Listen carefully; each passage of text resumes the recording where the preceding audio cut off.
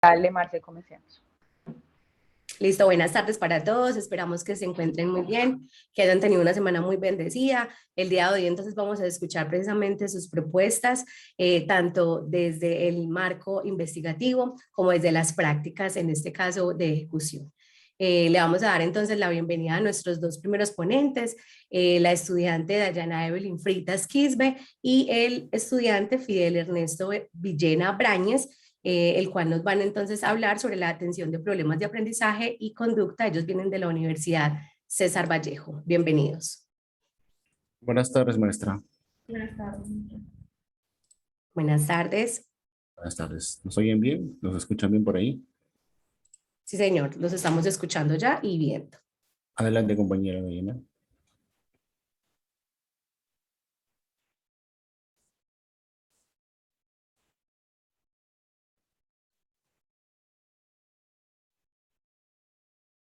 Compañera Diana, adelante. Estaba compartiendo el audio. Ya. Sí, se te escucha bien. Ante todo, tengan ustedes muy buenas tardes, autoridades de la universidad que nos acompañan el día de hoy, la Universidad Católica Luis Amigo.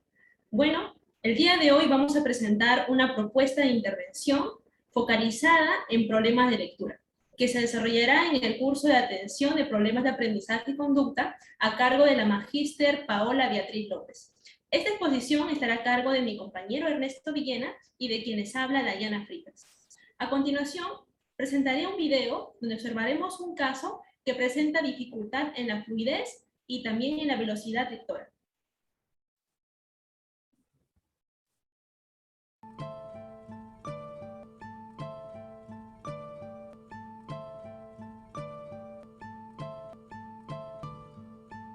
Recientemente el Banco Mundial hizo una sencilla prueba de lectura.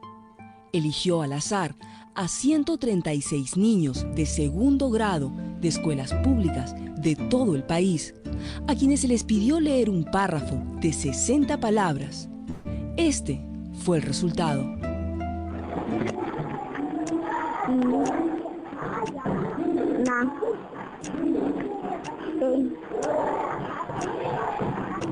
De pa si o lo casi de pu so tir de.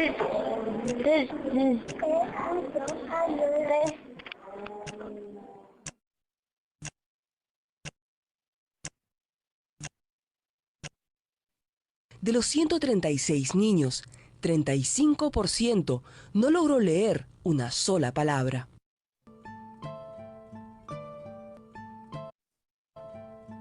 Bien, como hemos observado en este video, la finalidad de la propuesta es cómo poder evaluar y también intervenir cuando observamos a aquellos niños que presentan dificultad en la lectura.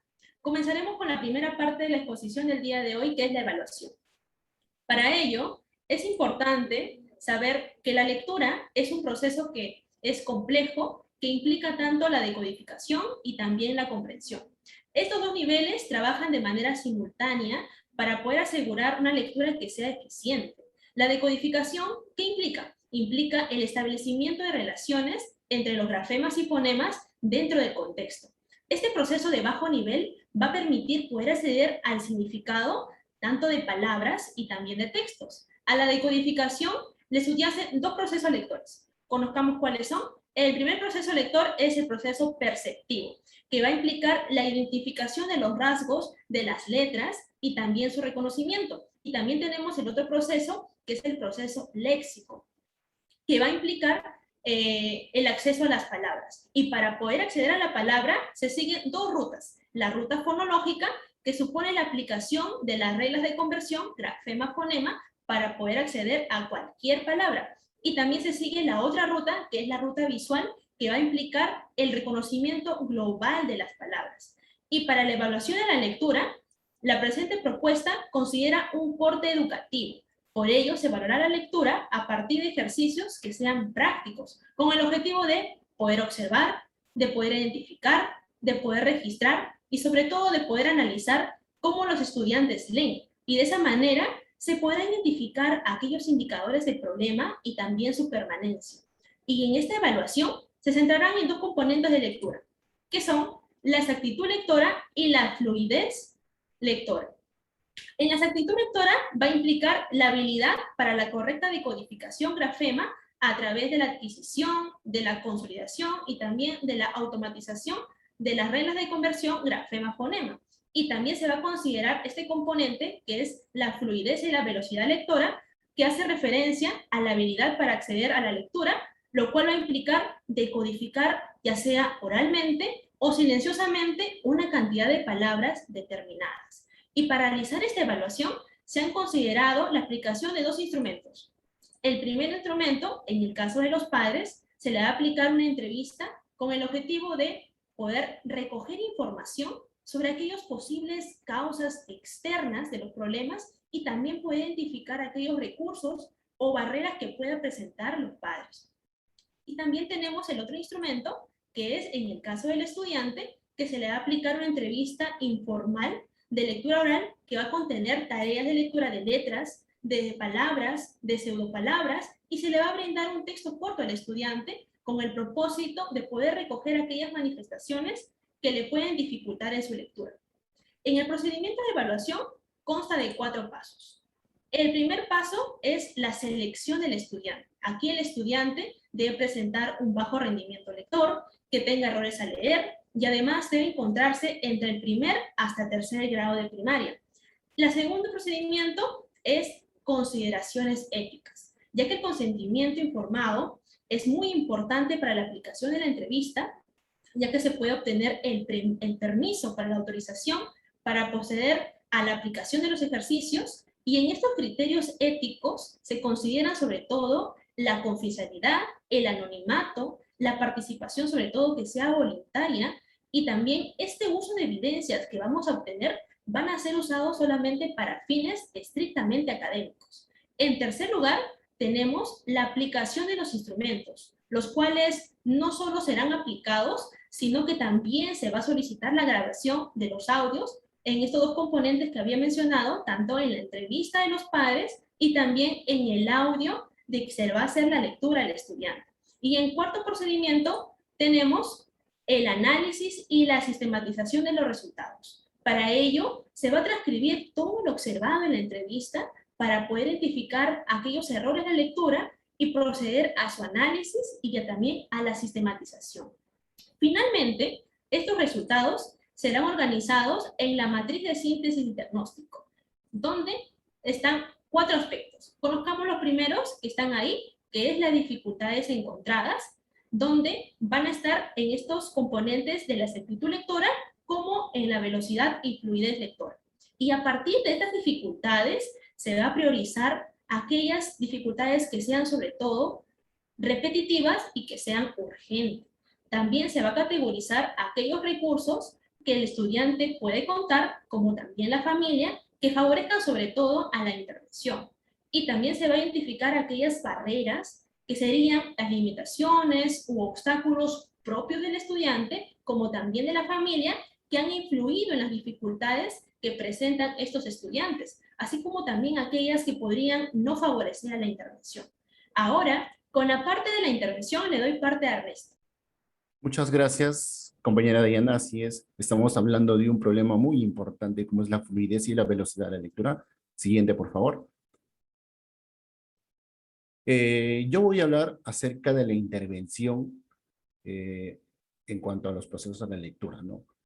La intervención, para que sea efectiva, debe basarse en evidencia. Por ello se señalan las habilidades específicas que se necesitan estimularse para favorecer la consolidación de la decodificación. En cuanto al componente de exactitud lectora, la evidencia indica que se requieren tener 3 habilidades, como podemos ver en la diapositiva. La primera es la percepción visual, y esta busca que los estudiantes logren identificar rasgos distintos, como son dibujos, como son signos gráficos o signos lingüísticos.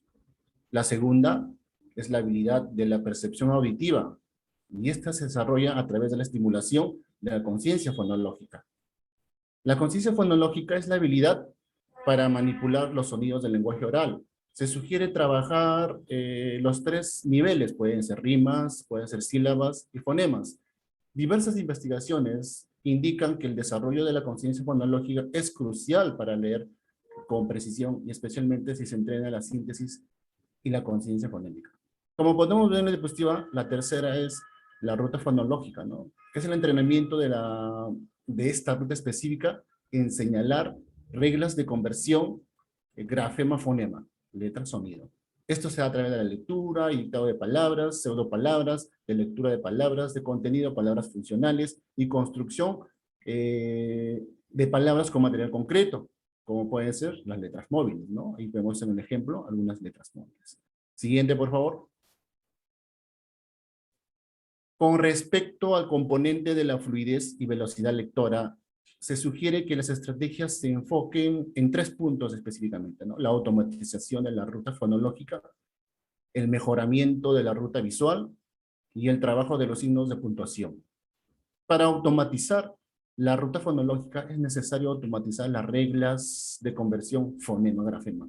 De manera explícita, para ello se sugiere entrenar la lectura de pseudopalabras. Para mejorar la ruta visual se sugiere potenciar estrategias directas, ya sea lectura global de palabras. Para ello se hace necesario la visualización de vocabulario en diferentes espacios, ya sea casa o colegio, o también la memorización de palabras y controlar el tiempo de lectura para monitorear los avances. Y finalmente, para los signos de puntuación, se sugiere colocar códigos grandes en lugares visibles que hagan énfasis en donde los alumnos deben hacer las pausas respectivas al momento de leer. Estas pausas son claves para una mejor comprensión de la lectura. Siguiente, por favor. En cuanto al diseño de la intervención, se requiere tener en cuenta objetivos claros que orienten acciones. En este caso, como objetivo general, se buscará consolidar la decodificación lectora en los componentes de exactitud y velocidad, fluidez lectora, de un estudiante de primaria, pero específicamente estudiantes de primero, segundo y tercer grado. En cuanto a los objetivos específicos, podríamos decir que se establecerán en función de las dificultades priorizadas en el diagnóstico. Esto implica pues una atención personalizada a las dificultades propias de cada estudiante. Siguiente diapositiva, por favor. En cuanto al plan de intervención, tendrá una duración aproximadamente de 2 a 4 meses, con una frecuencia de atención de 2 veces por semana. Para el diseño del plan se tendrán en cuenta las siguientes consideraciones. Primero, identificar el proceso o procesos afectados. Segundo, para cada subárea, jerarquizar las dificultades priorizadas. Tercero, en función de ello, convertir las dificultades en resultados esperados. Cuarto, plantear estrategias o acciones amplias que se pueda realizar para lograr ese resultado, ¿no? Quinto, identificar qué medios o qué materiales se utilizarán para llevar a cabo las estrategias o acciones. Sexto, establecer cronogramas. Siguiente, por favor. En base a la matriz anterior, se desprende que una pequeña microplanificación. Cada sesión tendrá una duración de más o menos media hora. Es importante tener en cuenta el objetivo de la misma. La sesión tendrá una estructura de inicio, proceso y cierre. Para las actividades de inicio se sugiere pues que plantear un encuadre, indicaciones iniciales, qué acciones se realizarán y una dinámica de juego, ¿no? Para que logre despertar el interés del alumno. Para las actividades de proceso se sugiere desarrollar a lo más 2 actividades, considerar que sean dinámicas, que se utilizarán materiales variados y que se focalicen en las habilidades a desarrollar. Y en cuanto a las actividades finales, considerar acciones metacognitivas, aunque la metacognición está presente en todo el proceso. Fidel, qué pena, te interrumpo. Sí. Faltan No, sí. 6 minutos para finalizar, para que lo tengas en cuenta, ¿listo? Sí, no se preocupe, ya estamos en la parte final también, muy agradecido. Siguiente diapositiva, y ya estamos en la parte final, y ahí tenemos las referencias de donde elaboramos la parte conceptual. Muy agradecido, Miss, muy agradecido, compañeros. Gracias.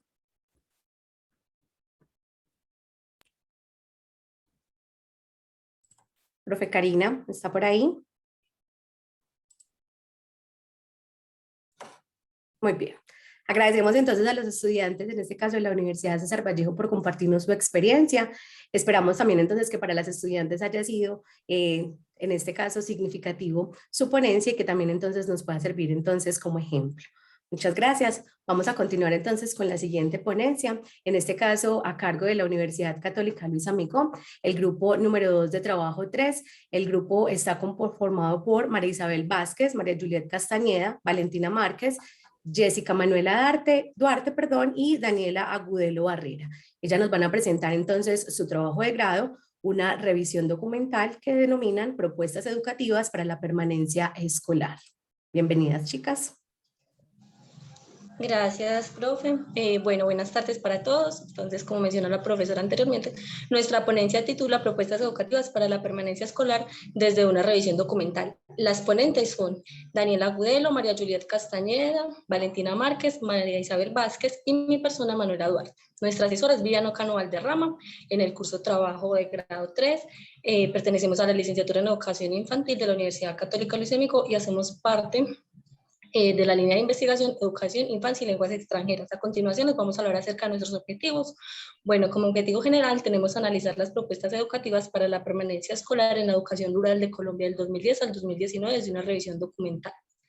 Como objetivos específicos tenemos 3. El primero es identificar las propuestas educativas y referentes legales del 2010 al 2019 para la permanencia escolar en las zonas rurales de Colombia. Como segundo objetivo tenemos entonces registrar las perspectivas teóricas para la permanencia educativa en las zonas rurales de Colombia, y como tercer y último objetivo tenemos reconocer los factores que inciden en la permanencia educativa de las zonas rurales de Colombia. Vamos a hablar acerca de la metodología, la cual parte desde un paradigma cualitativo en el que Sampieri 2014 hace referencia a aquel conjunto de técnicas interpretativas que hacen de una u otra manera al mundo visible. Asimismo surge nuestra modalidad, la cual es el estado del arte.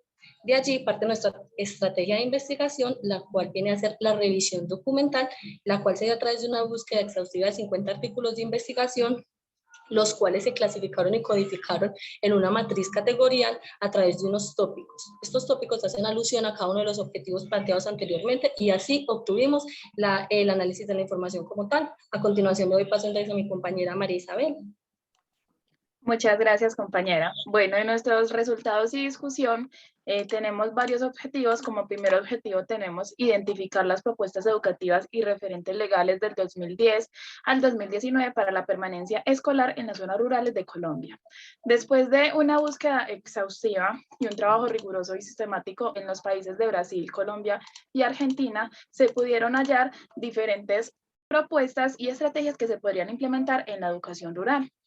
Se resaltó que se deberían implementar 3 medidas que favorezcan la permanencia escolar, como puede ser como el aumento de la cobertura de la educación preescolar, políticas de reducción para repetir cada año y mayor acceso a bienes culturales de manera que sean más eficientes.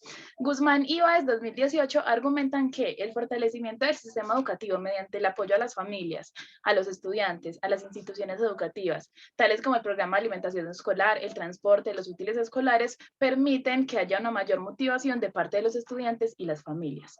Asimismo, plantean que el PER ha influido positivamente en la mejora educativa a través de exámenes de lenguas estandarizados, aplicados a los estudiantes de 5º grado. Su logro ha sido tan eficiente ya que ha tenido en cuenta diferentes características y situaciones específicas de los niños en educación rural.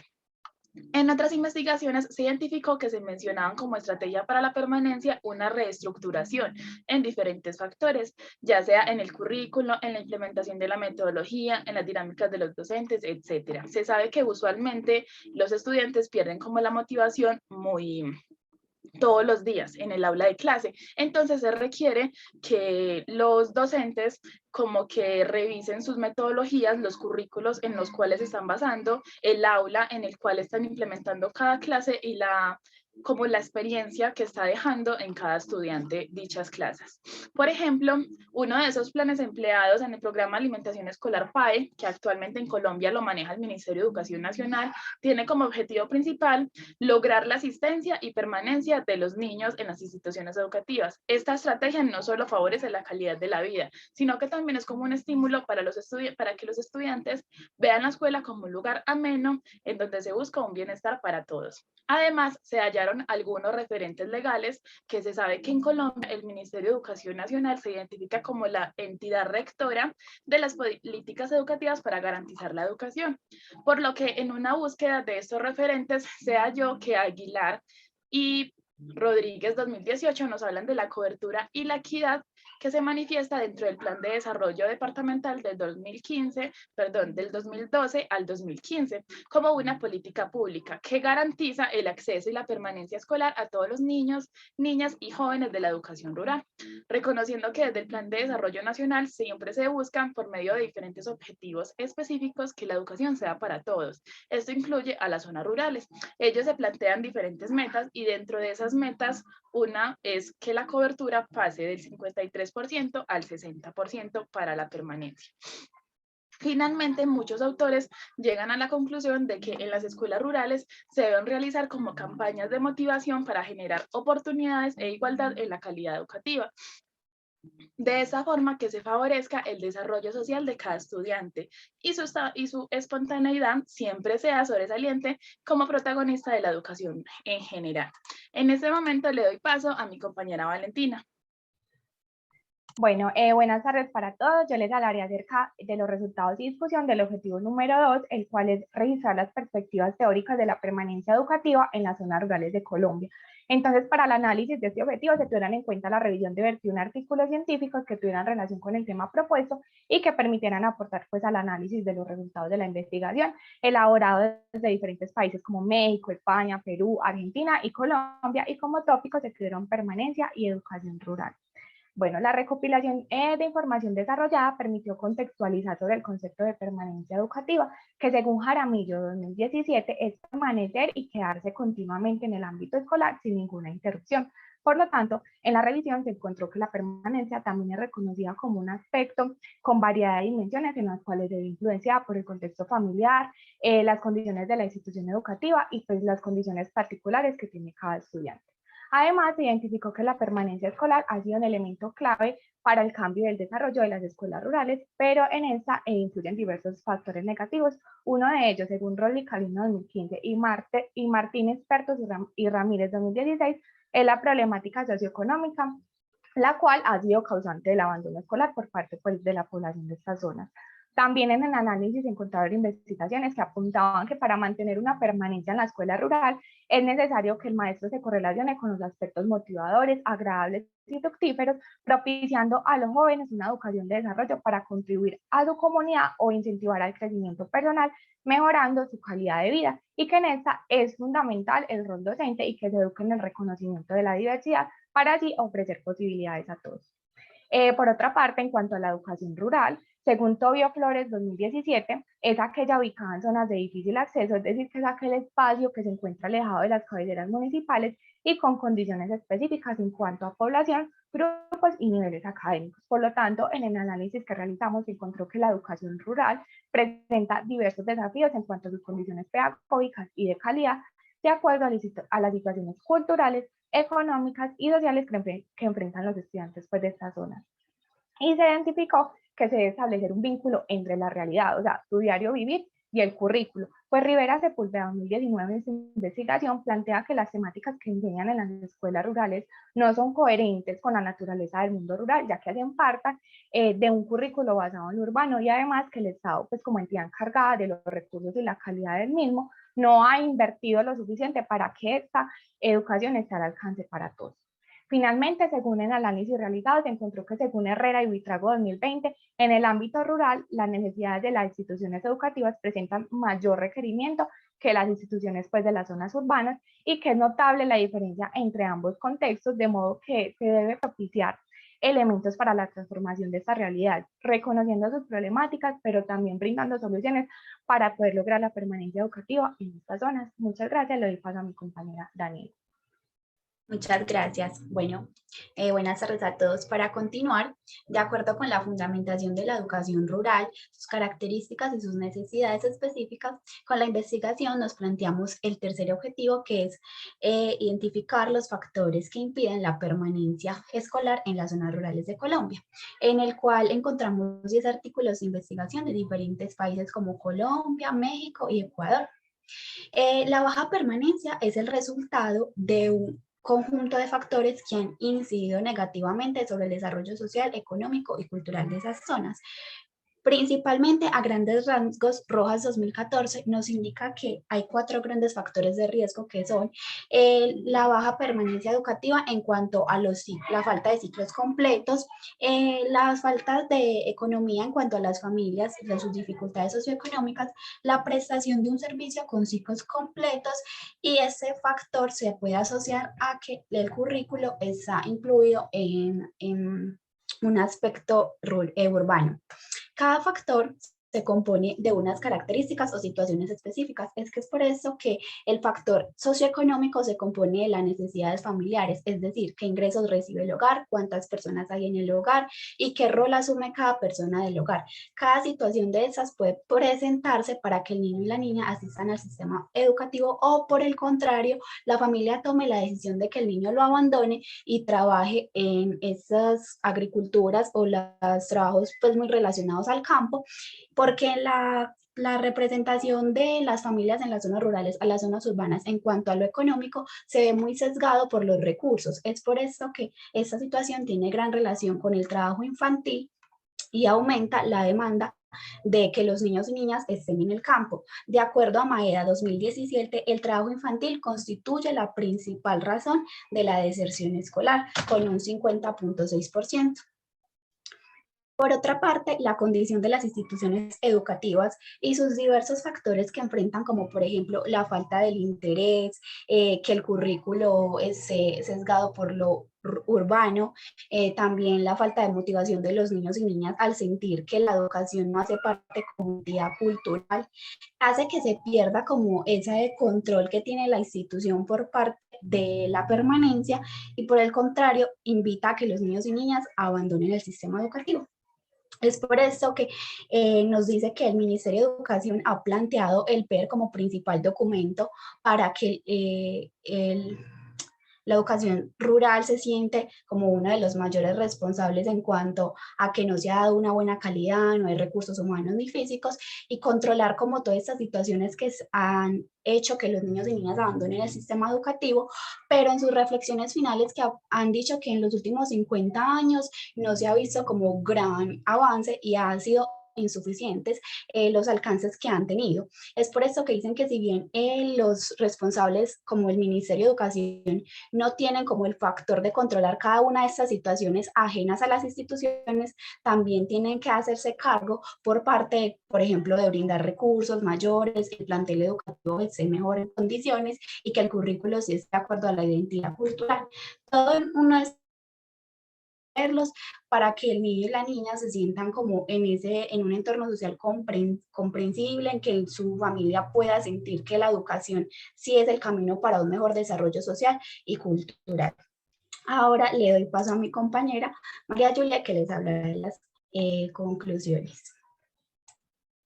Bueno, finalmente entonces, luego del análisis de los resultados expresos anteriormente, llegamos a las conclusiones de que es importante integrar políticas públicas educativas tanto en la zona urbana como en la zona rural, y a su vez que estas se realicen pruebas pilotos que permitan evidenciar la eficacia y eficiencia de dichas pruebas, para así alcanzar el desarrollo económico, social, político de estas poblaciones.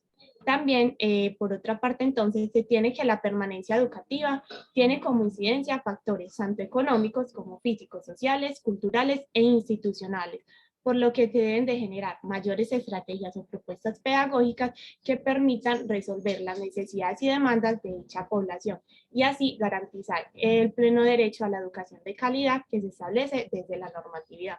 Asimismo, entonces, también encontramos que la educación rural en Colombia presenta grandes desafíos para lograr ser una educación de calidad, ya que se evidencia que el contexto está descontextualizado a la realidad y situaciones de los estudiantes, lo que ha permitido que las temáticas no den respuesta a las necesidades de estos, y ellos deban de tener como opción abandonar y desertar el sistema educativo a temprana edad. Finalmente, entonces, encontramos que el sistema educativo, con su baja cobertura y su poca pertinencia en su identidad cultural, se identifica y se establece como uno de los factores que aumenta la deserción escolar, lo que lleva a las familias a invisibilizar el desarrollo integral y la construcción social en el sistema educativo. Ahora los voy a dejar con nuestras 50 referencias que son el sustento de este trabajo de investigación y muchas gracias por la atención prestada.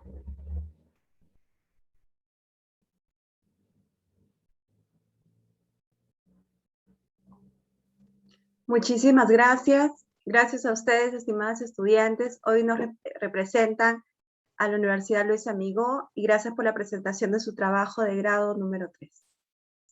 Bien, vamos a continuar. E invitamos a pasar en este momento a la señorita Ana Gabriela Padierna Echeverry, representante de la Universidad también Luis Amigó y del curso Práctica 8, Ecología para Niños. Ella nos va a hablar sobre la educación ambiental y pues vamos a conocer esta interesante experiencia. Adelante, Ana. Buenas tardes. Firman, por favor, si logran ver la presentación. Ahora sí.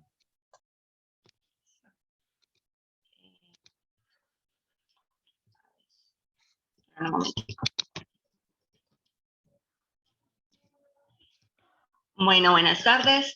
Como lo dijo la profe Karina, mi nombre es Ana Gabriela Padierna, representando a la Universidad Católica Luis Amigó para la práctica 8 de Educación Ambiental. El nombre de mi proyecto de aula es Guardianes de la Tierra y mi asesora es Luz Elena García. Para iniciar, quiero hablarles un poquito del contexto en el que se realizó el proyecto de aula. Es la institución educativa La Camila. Esta institución está ubicada en Bello. Es una institución de carácter público con niños en población vulnerable, estrato socioeconómico entre medio y bajo, y se realizó con los estudiantes del grado cuarto. ¿Cómo surge la propuesta y la intencionalidad?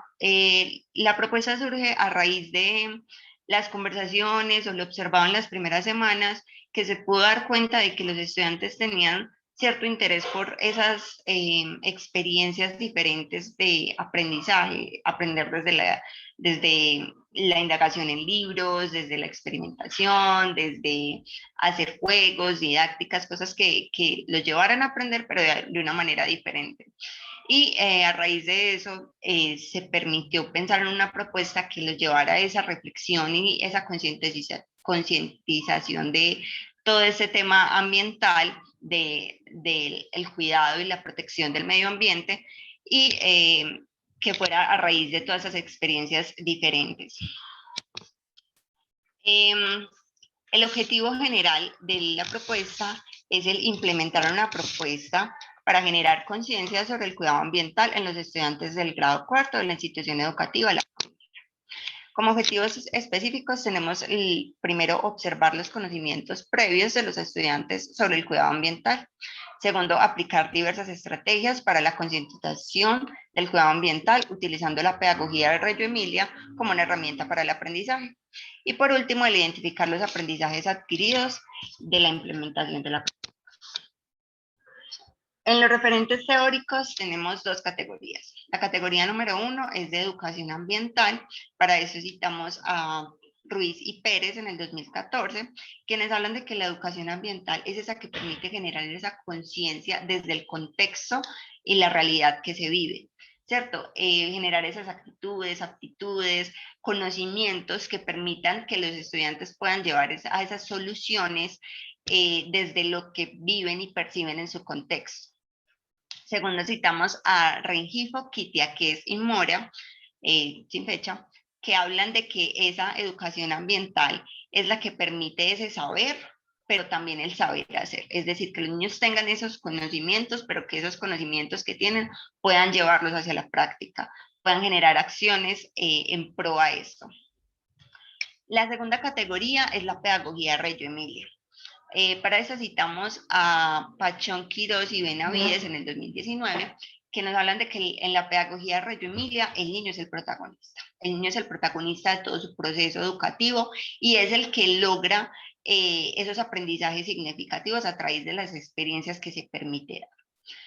Luego tenemos a Rubio en el 2014, que habla de que el papel del docente en la pedagogía Reggio Emilia es solo un guía.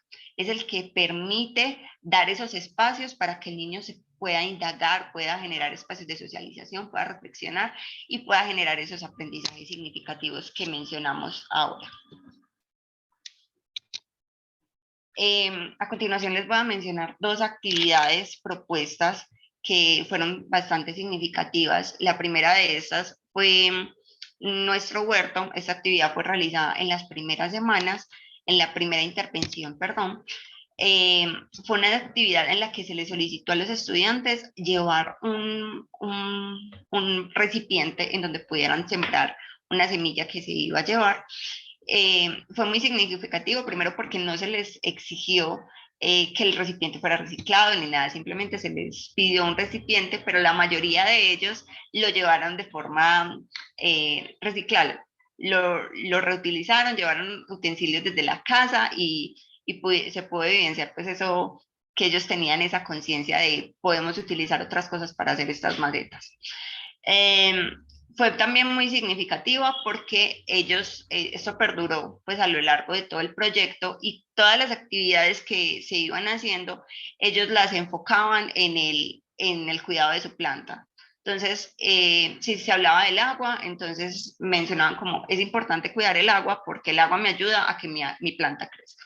Se hablaba de la importancia de los árboles, necesito que mi planta crezca porque mi plantica va a ayudar también a la contaminación, a reducir todos estos gases que son perjudiciales para nuestra salud. Entonces fue muy bonito ver cómo todos esos procesos ellos los llevaban al cuidado de esta.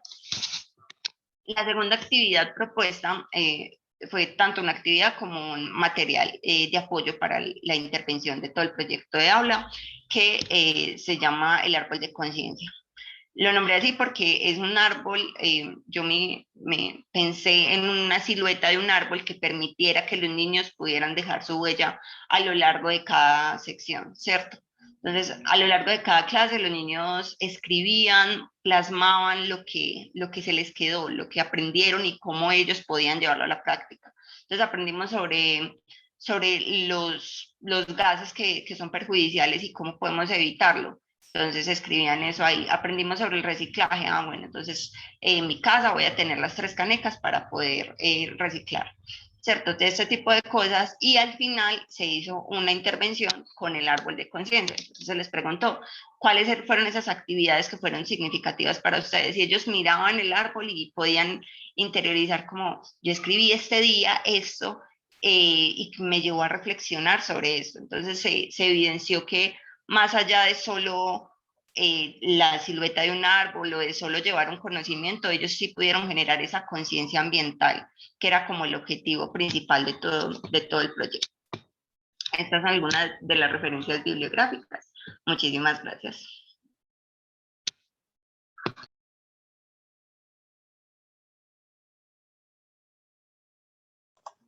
Muchísimas gracias a ti, Ana, por esta experiencia.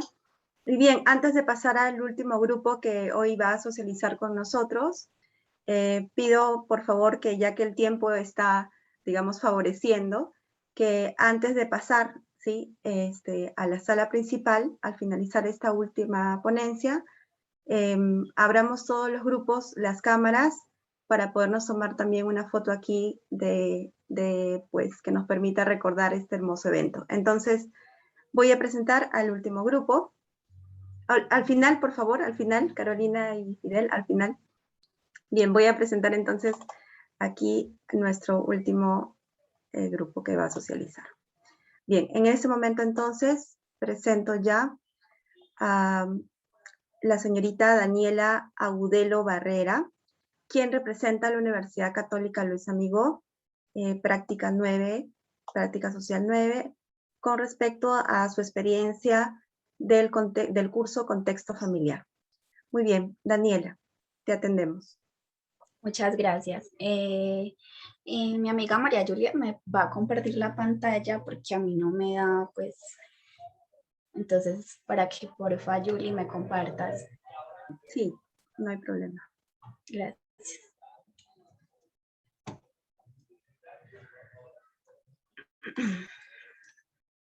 Gracias, Julie.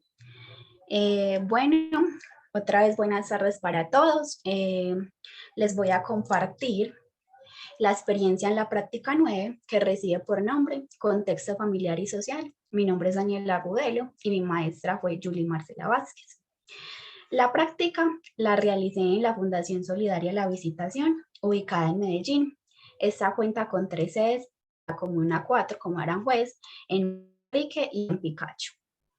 Las sedes reciben por nombre Ludotecas para la Vida, con atención a niños, niñas y jóvenes de 5 a 16 años, en las que se dividen por grupos de edades que desarrollan diferentes acciones orientadas a contribuir a la paz y a la equidad, con actividades específicas como lo son talleres de promoción de lectura e iniciación artística, orientación y acompañamiento psicosocial, formación para la resiliencia de habilidades para la vida, acompañamiento formativo en refuerzo escolar, muestras artísticas, lúdicas y recreación. Todo esto como alternativas de ocupación del tiempo libre de los niños y niñas en su jornada escolar complementaria.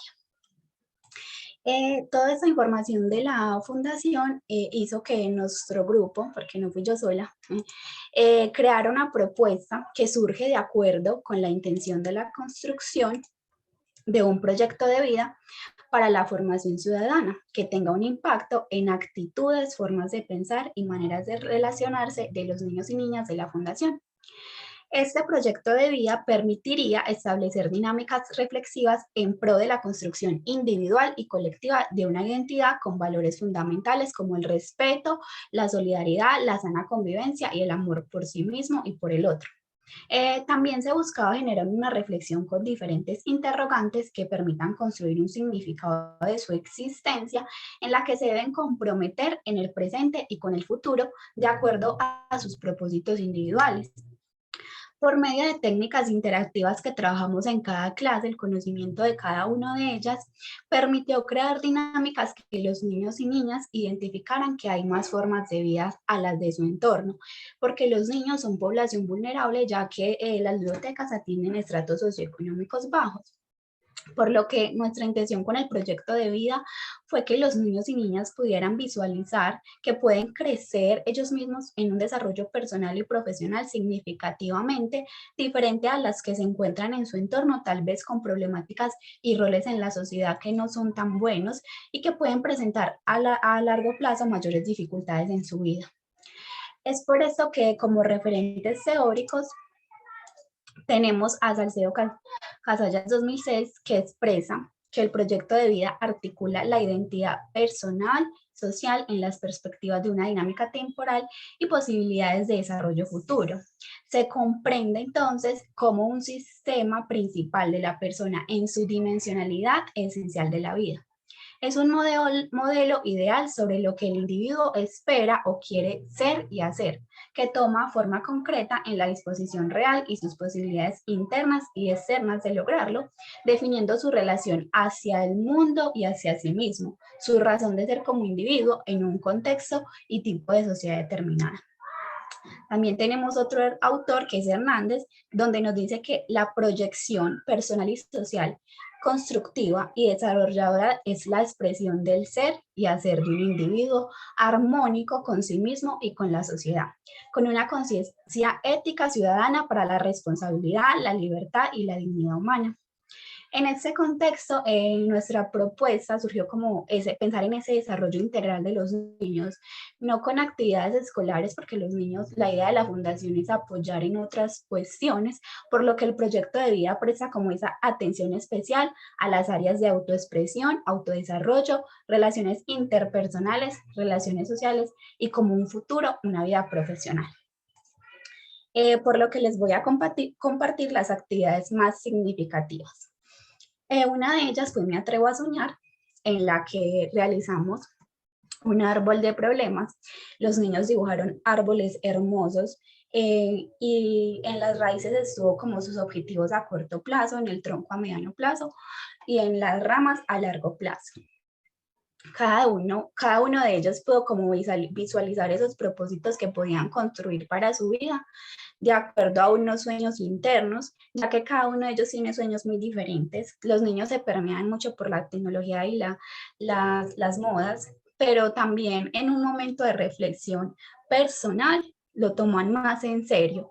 Entonces por eso fue muy significativo, porque muchos al decir, ay, yo quiero ser TikToker, yo quiero ser YouTuber, claro, lo que está de moda, pero en un momento de comprensión y de reflexión solitos, en su espacio, empezaron a plasmar sueños muy diferentes, con objetivos muy diferentes, de yo quiero ser piloto, de yo quiero ser abogado, a mí sí me gustaría estudiar una carrera, sí me gustaría ser profesional, sí me gustaría vivir en otra parte, conseguir una casa, ¿cierto?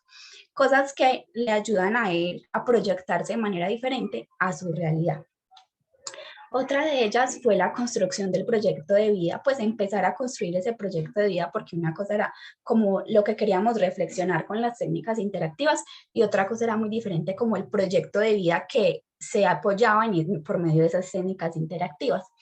El proyecto de vida fue algo súper genial, les encantó hacerlo, decorarlo, pensar en quién son, en qué de verdad les gusta, porque tal vez la gente puede pensar, hay un proyecto de vida, algo tan trillado, donde preguntas quién soy, qué me gusta, ¿cierto?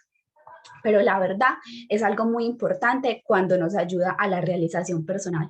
Y más que los niños y niñas necesitan de esa constante guía que les diga, sí, tú puedes lograrlo, tú puedes hacerlo, lo puedes hacer así, puedes mejorar. Porque la mayoría de niños en la fundación tienen un pensamiento, es que así soy, es que así soy en mi casa, así es mi familia. Y estas cosas era la idea de promover y cambiar, de saber que podemos ser mejores, de que podemos aprender nuevas cosas. Bueno, además de eso, también hubo algo muy significativo en la práctica que se llama Campaña Contigo de Corazón. Fue una propuesta pues de la universidad en la cual en la práctica la intención era recoger alimentos, pues un mercado, para poder darle esa hermosa pues como recolección o que sintieran que era algo importante para ellos, o ese mercado a una familia que de verdad lo necesitara, que de verdad estuviera pasando pues por una situación económica no muy buena. Por ejemplo, acá les muestro mi foto de la campaña. Son dos niños, Dylan y Michael, de la fundación. Ellos no viven con su mamá ni con su papá, viven con su abuela, viven en condiciones no muy buenas y estaban pasando por una situación difícil en cuanto a la comida. Entonces fue muy gratificante ver sus caras de felicidad, de agradecimiento. Después la abuela también fue ahí, fue muy agradecida. Entonces por eso puse la frase de la Madre Teresa de Calcuta, que siempre dice que el que no vive para servir no sirve para vivir, demostrando la significación de esa práctica como crecimiento personal, más que profesional, algo personal, de ser empáticos, de pensar en el otro, de pensar en que los niños y niñas van a la escuela con muchos problemas, como para nosotros como docentes simplemente enseñar y no pensar en ellos. Entonces, ya por último están nuestras conclusiones de la propuesta, en la que la creación del proyecto de vida permitió una introspección de acuerdo a cada reflexión que surgía en la dinámica de la técnica interactiva, cumpliendo el objetivo de comprender la necesidad de conocernos a nosotros mismos y cómo esto influye en lo que podemos lograr y cómo lo vamos a lograr para poder utilizarlo como medio de proyección social y desarrollo personal, pensando en un futuro y una calidad de vida. El autoestima, el amor propio y la sana convivencia fueron uno de los conceptos que se lograron estimular en torno a las dinámicas de conocerse a sí mismo y a los demás, porque se lograba comprender que cada ser humano es diferente y sus experiencias crean una personalidad que nos convierten en seres únicos, integrando el respeto como valor fundamental para vivir en sociedad y en paz consigo mismo y con los demás.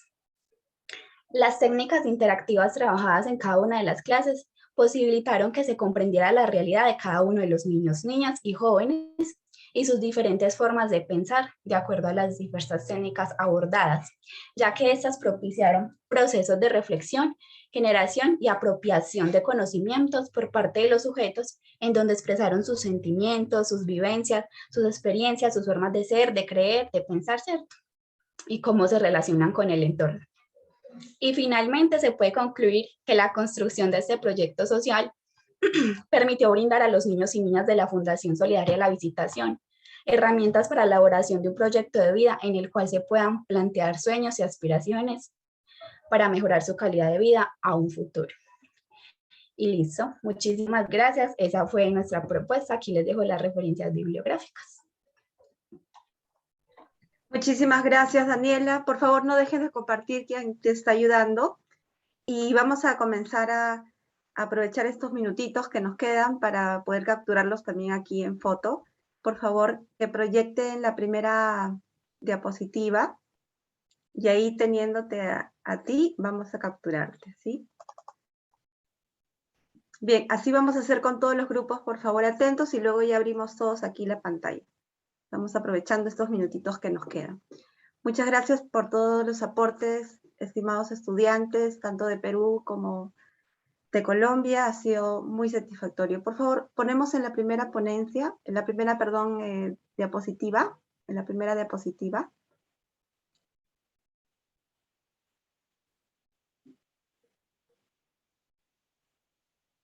Gracias, María.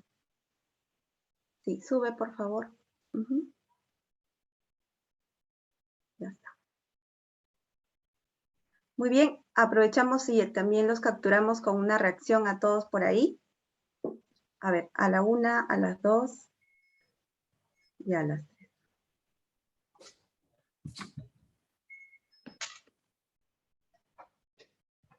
Muy bien, capturamos. Ahí aprovechen también, por favor, los equipos me ayudan para poder capturar. Muy bien, chicos, ustedes también van capturando.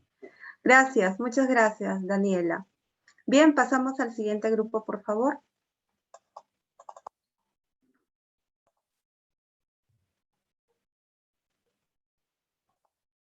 Al primer grupo que presentaron. Ah, ok. Sí, no hay problema. A ver, en la primera, exacto. Muy bien, educación ambiental, Ana Gabriela, ok. Yo no soy del primer grupo, yo fui la que... Sí, 3. Sí, no te preocupes. Muy bien, Ana, te capturamos. Jóvenes, capturamos por favor ahí. A ver, uno más. Permíteme que estoy aquí. Ok. Listo. Muchas gracias. Muchas gracias. Muy bien, pasamos a otro grupo, por favor.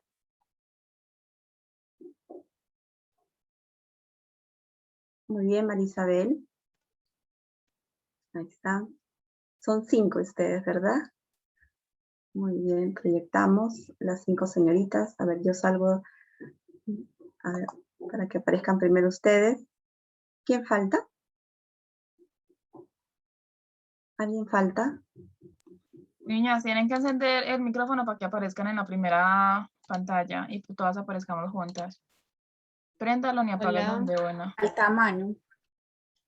Ya no. Estamos todos ya. No, yo solo, Okay. pues a mí solo me aparece con Julia al lado.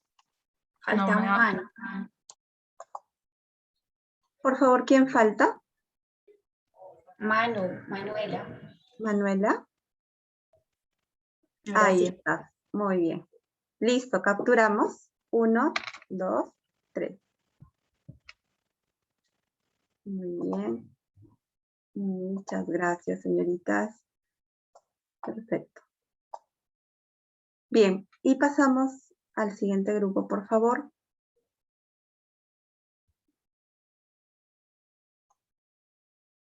Bien. Es el primer grupo, ¿verdad? A ver. Primer grupo. Ahora sí, Fidel, muchas gracias. Sí, Miss, buenas tardes. Pero Buenas creo tardes. que mi compañera ya tuvo dificultades con la conexión. Oh, Creo que no está. Diana. ok. Dayana, a ver, vamos a buscarla por aquí. Sí, ya estaba conversando con ella y me dijo que tuvo dificultades Sí, no con la está. difusión. Sí, No hay problema, Fidel. ¿Contigo puedes presentar el trabajo, por favor? La cara es que ella, mental. ella lo estaba presentando a mí. Ella lo tenía en las diapositivas. Ah, ya. No es posible que lo presentes tú ahorita. No, No. no, no, ahorita no Ah, lo ya. tengo ya a la mano. Ajá. Ella Ok. fue la que presentó. Ya, no hay problema en todo caso ahí. Sonríe para los recuerdos. Muy bien, a la 1, a las 2. Ya está. Muy bien. Muchas gracias, Fidel. De nada, mis, gracias. Bien, muchas gracias a todos. Ahora sí les invitaría a todos los que estamos aquí a abrir cámaras para poder estar ya juntos, como en nuestro último recuerdo. En unos minutos ya vamos a estar pasando a nuestra sala principal y siguiendo con el cronograma, en realidad estaríamos empezando a las 6:40, pero tenemos ponentes también ahí, así que sería bueno poderlos escuchar. Muy bien, entonces los capturamos, por favor. A ver, voy capturando.